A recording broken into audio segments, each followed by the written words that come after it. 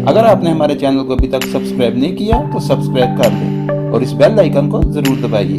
हम आपको लिए चलेंगे आपकी फेवरेट वीडियोस की तरफ।